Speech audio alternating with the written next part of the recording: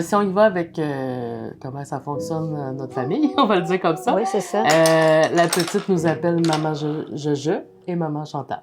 C'est comme ça qu'elle a commencé à parler très vite. Fait que très vite, ça a été inculqué. Au niveau du regard des autres, en fait, je pense que la majorité du temps, ça a bien passé. Tout le monde trouve qu'elle me ressemble, fait qu'ils ont comme pas fait de lien que ça pouvait être une mère porteuse ou que ça pouvait... fait que c'est ça. Fait que... le fait qu'on est deux mamans, on est quand même...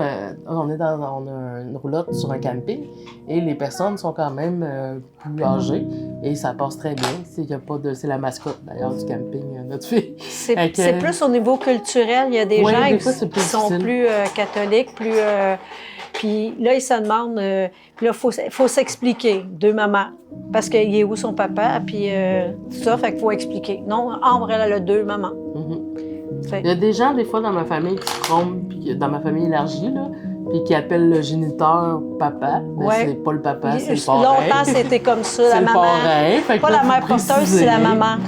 Il fallait le dire souvent au début.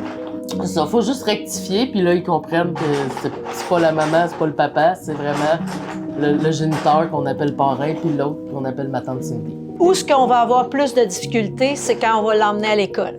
Ouais, peut-être. Là, ça va peut-être être plus. Parce que nous, on n'est pas là, mais on voit d'autres parents homoparentales comme nous, puis qu'eux autres à l'école, t'es obligé de se répéter tout le temps, puis il faut qu'ils s'inscrivent l'autre maman, ils emmènent le certificat, ils disent qu'ils sont deux mamans.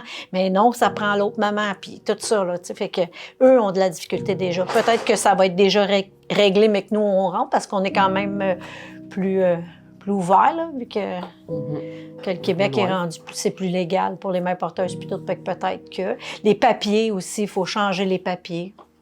On l'a fait baptiser, puis ça a bien été, par contre. Oui, ça a bien passé. Oui. Si j'avais un message à laisser à des personnes qui sont dans un processus de fertilité, c'est que le mot-clé, c'est patience.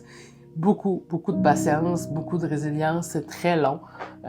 On aurait le goût de brasser la clinique puis de dire là, on peut-il avoir un rendez-vous plus tôt, on peut-tu? Ou de brasser le système parce que le système est complexe, je vais le dire comme ça. Mais il faut être patient. Je pense que c'est ça la clé. Puis, tu sais, nous, en tout et partout, là, ça a pris 10 essais avec la mère porteuse. Puis il y a 4 essais d'embryons qui n'ont pas fonctionné. Mais c'est ça, on n'a jamais arrêté. Puis quand tu vois le résultat au bout, moi je dirais, garde, ça valait la peine. Même si ça fait des années qu'on essayait puis qu'on a fait, il faut pas lâcher, il faut le faire, il faut le tenir. Même si c'est dispendieux, tu as beaucoup de hauts et bas, des hauts, des bas, des émotions en dents de scie, mais regarde le résultat.